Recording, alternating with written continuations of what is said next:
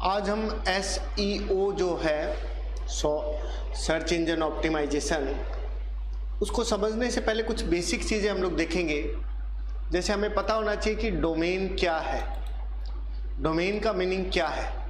तो डोमेन का मीनिंग क्या होता है कि जब भी हम कोई वेबसाइट बनाते हैं तो बनाते वक्त हम इस चीज़ का ज़रूर ध्यान रखते हैं कि उस वेबसाइट को कैसे कॉल किया जाएगा। वेबसाइट का जो नाम जो है वो भी SEO को बढ़ाने में मदद करता है। मतलब कुल मिला के बात यही है कि कैसे आपकी वेबसाइट ज़्यादा से ज़्यादा सर्च की जाएगी। तो सबसे पहले आपको पता होना चाहिए कि वेबसाइट को हम लोग एक तरह से डोमेन का नाम भी कहते हैं। अगर हम उसको एक्सेस करना चाहें तो हम उसको IP एड्रेस, क्योंकि जो भी वेबसाइट आप खोलेंगे उसका कोई ना कोई क्या होगा, IP एड्रेस होगा, उसके द्वारा भी आप उसे कॉल कर सकते हैं। जैसे कि मैंने एक एग्जांपल दिया यहाँ पे google.com, यह एक डोमेन का नाम है।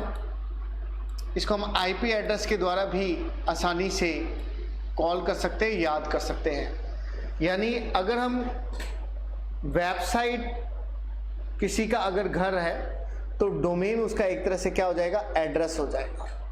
मतलब कोई वेबसाइट अगर आपको पता है कि ये मेरी वेबसाइट है, तो अगर आप उसको कॉल करना चाहते हो तो कॉल करने के लिए या उसको ओपन करने के लिए आपको डोमेन की जरूरत पड़ेगी। हर एक जो भी डोमेन होता है उसका कोई ना कोई एक्सटेंशन होता है। जैसे .com हो सकता है, .net, .gov, गवर्नमेंट के लिए .gov हो जाएगा। और जो भी डोमेन है उसकी लेंथ 1 कैरेक्टर की हो सकती है कम से कम, और मैक्सिमम 63 कैरेक्टर तक की जा सकती है। ये एक बेसिक पैरामीटर है जो मैंने इसमें बताया है।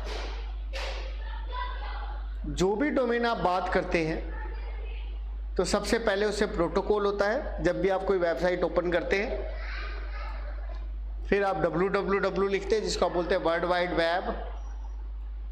फिर आप डोमेन का नाम होता है जैसे गूगल, फिर डोमेन का सफिक्स होता है जैसे कि .com हो गया, इस तरह से। इसके अलावा एक जियोग्राफिकल भी होता है जिसमें आप बोलते हैं कि कौन सी जगह का, जैसे .India का है या आप कहते हैं पाकिस्तान का है तो .pk हो गया। इसको आप जियोग्राफिकल पार्ट कहते हैं उसका। डोमेन का काम कैसे करेगा, हम डोमेन नेम को वेब ब्राउज़र के अंदर लिखते हैं, एंटर करते हैं, रिक्वेस्ट करते हैं, सर्वर के पास जाती है, सर्वर उससे संबंधित सूचना हमें दे देता है। मतलब आपने कोई भी वेबसाइट का नाम लिखा तो वेबसाइट क्यों ओपन होगी, जब आप उसका नाम लिखेंगे तो वो एक सर्वर के पास जाएगी। फिर वो जो सर्वर है, जैसे गूगल के पास गई तो गूगल जो सर्वर है वो उसकी सूचना हमें देगा। बेसिक डोमेन के बारे में जानकारी अगर प्राप्त करनी है तो सबसे पहले हम बात करते हैं टाइप्स ऑफ डोमेन। सबसे पहला है टॉप लेवल डोमेन। ये सबसे आखिरी हिस्सा होता है जहां डोमेन समाप्त होता है, डॉट के बाद का हिस्सा होता है। जैसे अभी मैंने 2 मिनट पहले आपको बताया था .com, .net, .org,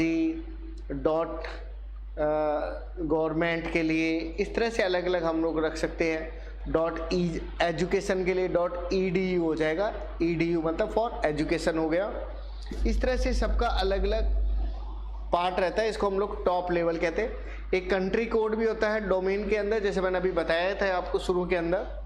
तो इसके अंदर आप उस कंट्री के बारे में जानकारी देते हैं। 2 लेटर का होता है ज़्यादातर, जैसे .us हो गया, .india के लिए हो गया, .china के लिए हो गया, .ru रसिया के लिए।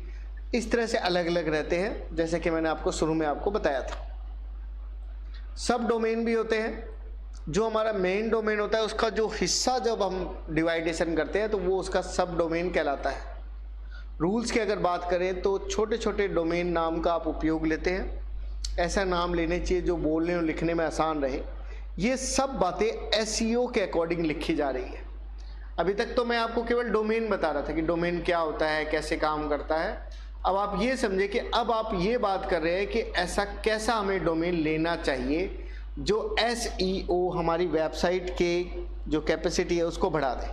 तो सबसे पहली बात, डोमेन छोटा होना चाहिए, बोलने और लिखने में आसान होना चाहिए, स्पेशल कैरेक्टर का उपयोग लेना चाहिए, नहीं लेना चाहिए।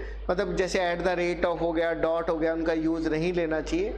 या बिजनेस प्रोफाइल से संबंधित होना चाहिए, मतलब जिस बिजनेस से संबंधित आप डोमेन बना रहे हैं उससे ही रिलेटेड आपका डोमेन होना चाहिए। नेक्स्ट जो चीज़ है, अगर हम बात करते हैं वर्ल्ड वाइड वेब की, वर्ल्ड वाइड वेब मतलब www, उसकी अगर हम लोग बात करते हैं तो वर्ल्ड वाइड वेब आप क्या कहते हैं, ये भी हमारे एसईओ का एक ज़रूरी हिस्सा है। वेबसाइट समूह को हम बोलते हैं world wide web, world wide web है ये। वेबसाइट वेब पेज का एक समूह है जिसमें हम लोग टेक्स्ट है, ऑडियो है, वीडियो है, इमेज है, जो भी वेबसाइट आप ओपन करेंगे उसमें ये सब चीज़ें होती है। एक तो टेक्स्ट होगा, ऑडियो भी हो सकता है, वीडियो भी हो सकता है। इंटरनेट पे आप कहीं पे भी आप इसको एक्सेस कर सकते हैं। एक वेब पेज को दूसरे वेब पेज से जोड़ा जा सकता है, जिसे हम लोग क्या बोलते हैं, हाइपर लिंक कहते हैं। लिंक होते हैं, क्लिक करते हैं उसे, वो दूसरा लिंक आपका ओपन हो जाता है। अब अगर कोई आपसे पूछे कि पोर्टल और सर्च इंजन क्या है, देखिए सर्च इंजन होता है जैसे कि गूगल हो गया, याहू हो गया, जहाँ पे हम किसी भी इंफॉर्मेशन को ढूंढते हैं और कम से कम समय में वो आवश्यक सूचनाएं हमें देता है। पोर्टल अगर बात करें तो पोर्टल क्या है, पोर्टल एक इंटरनेट पे प्राइवेट लोकेशन है, उसमें यूज़र नेम और पासवर्ड आप डालेंगे तब आपको सूचना मिलेगी। जैसे फेसबुक हो गया, ट्विटर हो गया, ये सब क्या है, पोर्टल। तो पोर्टल अगर आपसे कोई पूछे तो आप कहेंगे फेसबुक, ट्विटर या किसी का ईमेल, वो आपका एक पोर्टल हो गया। और सर्च इंजन मतलब वेबसाइट का किसी का नाम। तो पोर्टल मैंने आपको बता ही दिया कि प्राप्त करने के लिए पर्टिकुलर कोई सूचना, और सर्च इंजन यूआरएल के द्वारा एक्सेस होता है। ये पर्टिकुलर किसी यूज़र से संबंधित होता है, जैसे फेसबुक है वो किसी यूज़र से संबंधित है, और या किसी ऑर्गेनाइजेशन से संबंधित होता है। ये वाला हमारा जो सर्च इंजन होता है, यूज़र आपस में क्या कर सकते हैं, कम्युनिकेशन करते हैं। फेसबुक के अंदर आप आपस में चैटिंग कर सकते हैं, एक दूसरे को पोस्ट कर सकते हैं। इसमें कम्युनिकेशन नहीं होता है, आप सीधे सूचनाओं को लेते हैं। बेसिक सी बातें हैं, एकदम जनरल बातें हैं ये। और यह किसी भी सूचनाओं को ढूंढ सकता है। ये किसी विशेष सूचनाओं को आप ढूंढने के लिए आप इसका यूज़ करते हैं, और ये वेब सर्विस पर निर्भर करता है, और ये वेब पेजेस पे क्या करता है, निर्भर करता है कि वेब पेजेस आपके क्या कह रहे हैं। तो ये आज आपको मैंने बेसिक आपको बताया डोमेन के बारे में। कल हम लोग जो हमारा मेन टॉपिक है एसईओ, उसके बारे में आगे डिस्कस नेक्स्ट वीडियो में करेंगे।